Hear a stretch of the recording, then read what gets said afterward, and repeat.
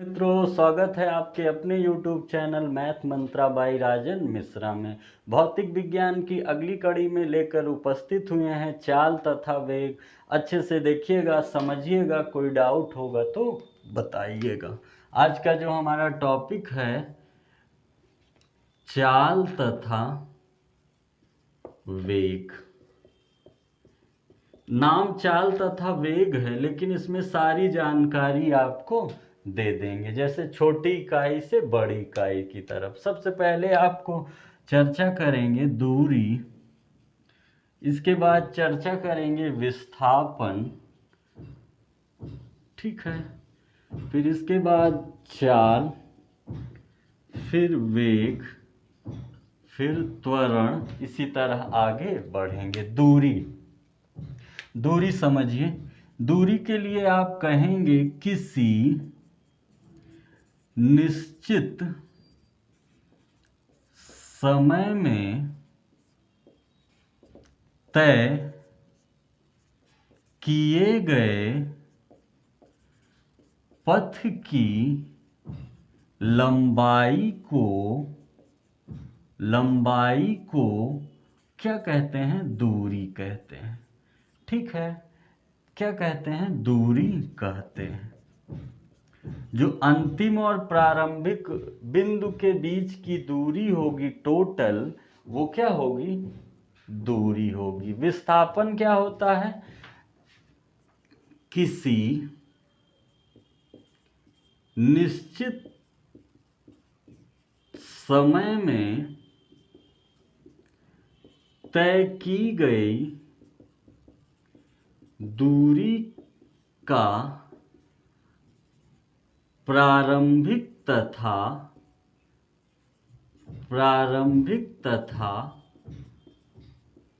अंतिम बिंदुओं के मध्य दूरी। ठीक है, जो दूरी होगा ये अदिश होगा, और इसका जो एसआई मात्रक होगा वो क्या होगा? मीटर होगा। इसी तरह जो विस्थापन है ये सदिश होगा, लेकिन इसका भी जो मात्रक होगा वो क्या होगा? मीटर होगा। ठीक है, जैसे हम एक उदाहरण द्वारा बताएं दूरी का भी और विस्थापन का भी। जैसे मान लीजिए कि ये एक सीढ़ी है, ठीक है, इसकी लंबाई 3 है, इसकी 4 है, फिर ये 3 है, ये 4 है, ये 3 है। अब देखिए जो दूरी होगा, तो दूरी के लिए आप कहेंगे, ध्यान दीजिएगा, टोटल 3 और 4 12, 3 और 4 12, 12 3 15 मीटर। ये आपकी क्या आ गई? दूरी। अगर विस्थापन कहेंगे तो प्रारंभिक और अंतिम बिंदु के मध्य दूरी, ये और ये।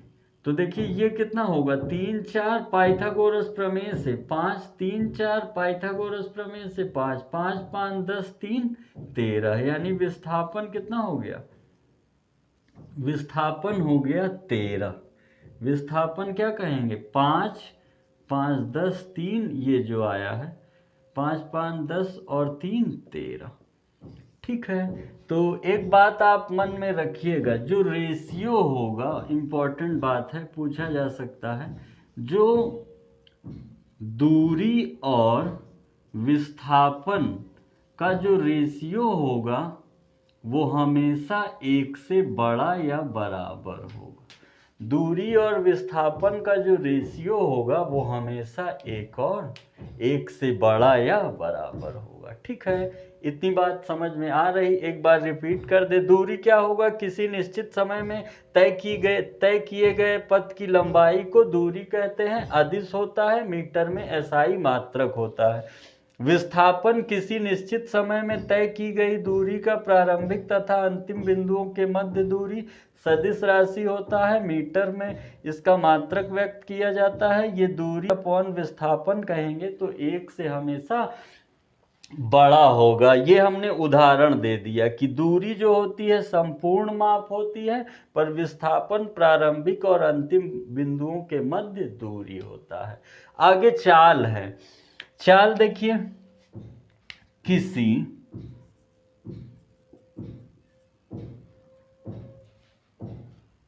निश्चित समय में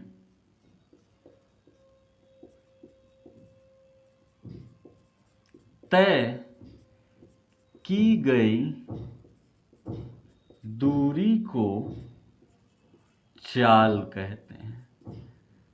अर्थात चाल बराबर दूरी बटे समय, या एकांक समय में चली गई दूरी को क्या कहते हैं? चाल कहते हैं। एकांक समय में चली गई दूरी को क्या कहते हैं? चाल कहते हैं। ये भी अदिश राशि है। ये भी कैसी राशि है? अदिश राशि है। और इसका जो मात्रक होगा, SI, वो होगा मीटर पर सेकंड। और इसकी विमा चर्चा कर चुके हैं, एक बार और याद दिला दें। इसकी विमा होगी LT, नीचे रहेगा ऊपर जाएगा तो नेगेटिव LT पे -1। मतलब जो चाल की विमा होगी वो क्या होगी? LT पर -1। इतना करिए, फिर वेग का बताते हैं। नोट्स बनाते चलिए, रेलवे तथा वनडे एग्जाम्स के लिए बहुत ही महत्वपूर्ण वीडियो होगा। देखिए, दूरी हम हटा दे रहे हैं, दूरी विस्थापन, चाल को बचाए रख रहे हैं। अगर हम त्वरण कहें तो एकांक समय में, ठीक है, एकांक समय में वेग के लिए हम कहेंगे, वेग वाली बात इधर लिख दे रहे हैं, कहेंगे एकांक समय में हुए विस्थापन को क्या कहते हैं? वेग कहते हैं। वेग बराबर होता है विस्थापन अपॉन समय या समयांतराल।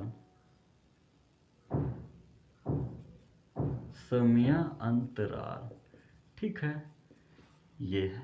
मतलब क्या कहेंगे? वेग जो होगा विस्थापन अपॉन समय होगा। ये भी अगर विस्थापन सदिश था तो वेग भी क्या हो जाएगा? सदिश हो जाएगा। ये भी एक सदिश राशि है। इसका जो मात्रक होगा वो होगा मीटर पर सेकंड, और इसकी जो विमा होगी वही जो वेग की विमा होगी, LT पे -1। क्या हो जाएगा? LT पे -1। और इनका अगर हम रेशियो देखेंगे, ध्यान दीजिएगा, कहेंगे चाल डिवाइडेड बाई वेग, तो ये हमेशा और हमेशा 1 से बड़ा या बराबर आएगा। इससे आप अंदाजा लगा सकते हैं कि जैसे दूरी अधिकतम माप थी, विस्थापन उससे कम माप था, इसी तरह चाल जो है अधिकतम माप होगी, वेग उससे कम माप होगा, क्योंकि रेशियो क्या आ रहा है? 1 से बड़ा या बराबर। नेक्स्ट, त्वरण।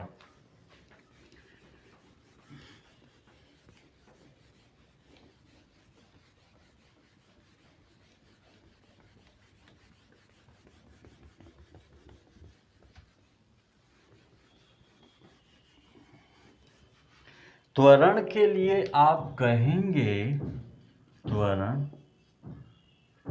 वेग परिवर्तन बटे समयांतराल। ठीक है, एकांक समय में हुए वेग परिवर्तन को क्या कहते हैं? त्वरण। एकांक समय में हुए वेग परिवर्तन को क्या कहते हैं? त्वरण कहते हैं। त्वरण यानी acceleration A is equal to वेग परिवर्तन बटे समय या समयांतराल वेग परिवर्तन, यानी a is equal to v/t। ठीक है, इसका मात्रक क्या होगा?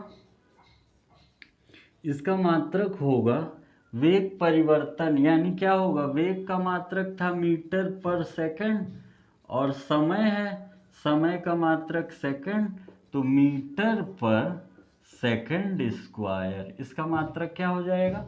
मीटर पर सेकंड स्क्वायर। यहीं से आप इसकी विमा भी बता सकते हैं। विमा इसकी आप कहेंगे, विमा हो जाएगा, विमा के लिए आप कह सकते हैं कि इसकी जो विमा होगी, जैसे वेग का कितना था? LT पे -1 और t समय का हो जाएगा, ऊपर जाएगा तो माइनस में, LT पे -1 t पे -1। अब ये दोनों ऐड होगा तो LT पे -2। ये किसकी विमा हो जाएगी? त्वरण की। ठीक है, आगे नेक्स्ट नोट्स बनाते चलिएगा, ठीक है, ताकि समझ में आता चले। आगे देखिए,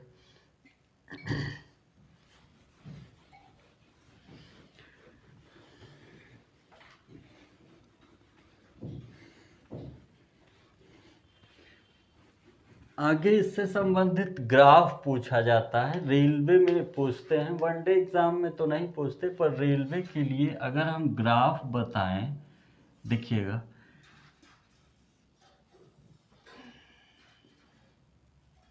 ये समय है और ये दूरी है। ठीक है, अब देखिए ग्राफ बना रहे हैं, जैसे कि पहला है,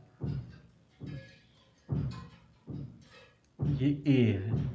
ए क्या कह रहा है? कोई वस्तु सीधे चला जा रहा है, समय बढ़ रहा है और दूरी एक समान, मतलब एक समान चाल से गतिमान है, एक समान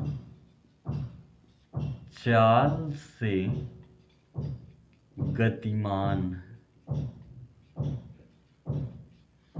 आगे देखिए, अगर इसी में हम ऐसे कह दें, मतलब समय नहीं बढ़ रहा है, दूरी बढ़ रहा है, अगर इसको बी नाम दे दे तो ऐसा कोई ग्राफ संभव नहीं है, तो क्या कह देंगे? असंभव ग्राफ। अगर एक ग्राफ इस तरह गति कर रहा है, सी, मतलब समय के साथ चाल बराबर क्या होता है? दूरी बटे समय। चाल बराबर दूरी बटे समय, दूरी अंश में है, अगर दूरी बड़ी होगी तो चाल बढ़ेगा, अगर समय बढ़ेगा तो चाल घटेगा, दूरी कम होगा। देखिए दूरी बढ़ रही, तो सी के लिए आप क्या कहेंगे कि समय के साथ चाल में वृद्धि, समय के साथ चाल में क्या हो रही है? वृद्धि हो रही। दूसरा, अगर एक ग्राफ ऐसे बना दें डी, तो देख रहे हैं आप कि ये नीचे की तरफ आ रहा है, मतलब दूरी घट रही है, चाल समय बढ़ रहा है, तो क्या होगा? समय के साथ चाल में कमी, चाल में क्या होगा? कमी। वेग भी यूज कर सकते हैं, अगर इसे विस्थापन कह दें तो यही जहाँ जहाँ चाल है वहाँ वहाँ क्या हो जाएगा? वेग। अगर यही हम प्राप्त करें, ये वेग है और ये समय है, एक ग्राफ ऐसे जा रहा है ये, तो एक समान त्वरण से वेग बटे समय क्या होगा? त्वरण ही तो होगा ना। एक समान त्वरण से वस्तु गतिमान है। ये समय बढ़ रहा, समय नहीं बढ़ रहा है, वेग बढ़ रहा है, मतलब ये कैसा ग्राफ है? जो बी है वो असंभव ग्राफ है।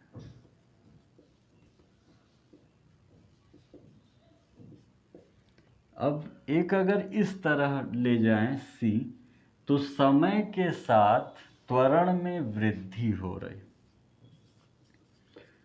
समय के साथ त्वरण में वृद्धि हो रही। अगर एक ग्राफ इस तरह लाएं डी, तो डी क्या है?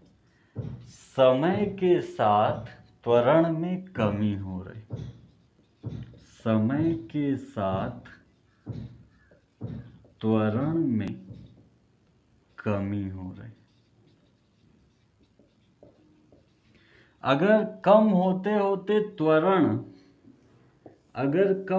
होते त्वरण ऋणात्मक हो जाए तो उस स्थिति को क्या कहते हैं? उस स्थिति को मंदन कहते हैं। क्या कहते हैं?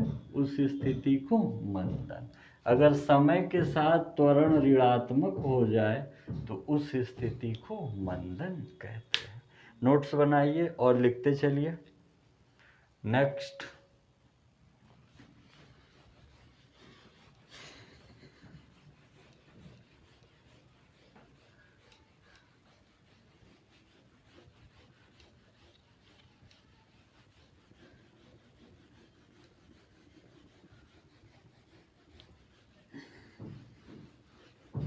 गति के समीकरण।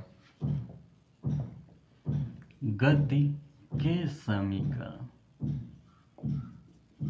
पहला होता है v = u + at। दूसरा होगा s = at प्लस, दूसरा होगा s = u + vt। s = v + ½ at², u + ½ at²। और तीसरा होता है v² = u² + 2as। चौथा होता है s = u + ½ 2t - 1 × a। 2t - 1 × a। अब देखिए, पहली कंडीशन, यदि वस्तु ऊपर की तरफ गतिमान है,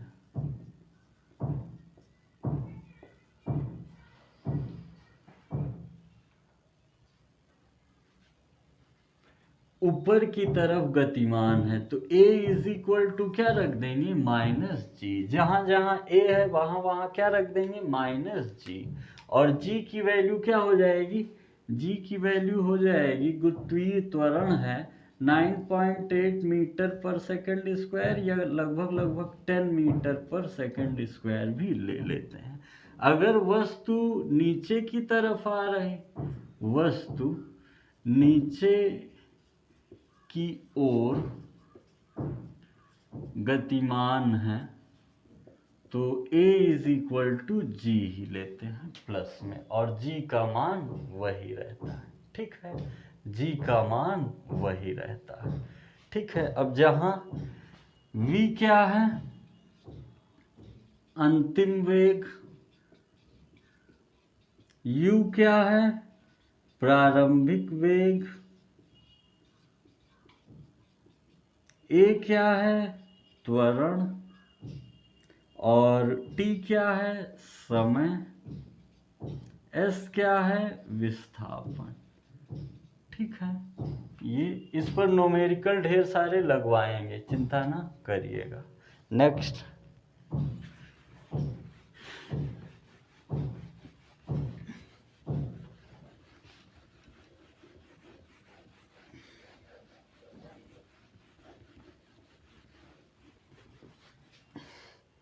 दूसरा आता है बल। बल किसे कहते हैं? बल वह बाह्य कारक है जो किसी गतिमान वस्तु या किसी स्थिर वस्तु पर बल अपना कार्य करके उसके गति को रोकता है या स्थिर वस्तु को गतिमान करता है या करने का प्रयास करता है। ठीक है, बल वह बाह्य कारक जो किसी वस्तु के स्थिति में परिवर्तन करता है या करने का प्रयास करता है। F is equal to m into a, मतलब द्रव्यमान गुणे त्वरण। द्रव्यमान का अगर मात्रक की बात कहें तो द्रव्यमान का मात्रक होगा किलोग्राम और त्वरण का मात्रक होगा मीटर पर सेकंड स्क्वायर। इनको अगर हम किग्रा मीटर प्रति सेकंड स्क्वायर को MKS में कहेंगे तो इसे कहेंगे न्यूटन। अगर इसी को हम CGS में कहेंगे तो कहेंगे डाइन। ठीक है, न्यूटन में क्या हो जाएगा, MKS में हो जाएगा न्यूटन और CGS में हो जाएगा डाइन। इस पर भी फॉर्मूला है, ढेर सारे क्वेश्चंस हैं, कराएंगे। नेक्स्ट, संवेग। संवेग बराबर होता है द्रव्यमान गुणे वेग।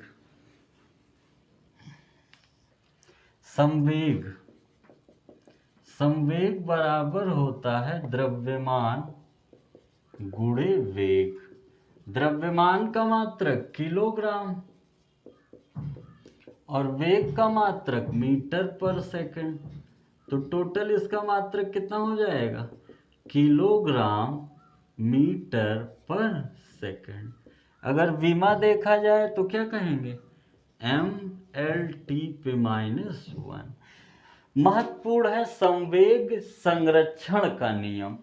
अगर पूछा जाए संवेग संरक्षण का उदाहरण, तो देखिए पहला उदाहरण है कि अगर गोली चलाई जाती है, गोली चलाने पर उसका पीछे हटना। ठीक है, अगर आप गोली चलाते हैं, गोली का जो द्रव्यमान है, जो गोली का द्रव्यमान है वो बंदूक के जो रिवाल्वर होगा उसके द्रव्यमान से कम है, नहीं तो जितनी दूर गोली जाएगी उतनी दूर पीछे वो भी जाएगा। तो यह है संवेग संरक्षण का उदाहरण। रॉकेट जब ऊपर की तरफ जाता है तो भी कौन काम करता है, संवेग संरक्षण का नियम। ठीक है, ये था आज का वीडियो। मन से पढ़िएगा, अच्छे से। वीडियो कैसा लगा अवश्य बताइएगा कमेंट के माध्यम से। इसका अगला पार्ट जिसमें न्यूमेरिकल रहेगा और जो शेष बातें रह गई हैं उसको लेकर उपस्थित होते हैं। बहुत बहुत धन्यवाद।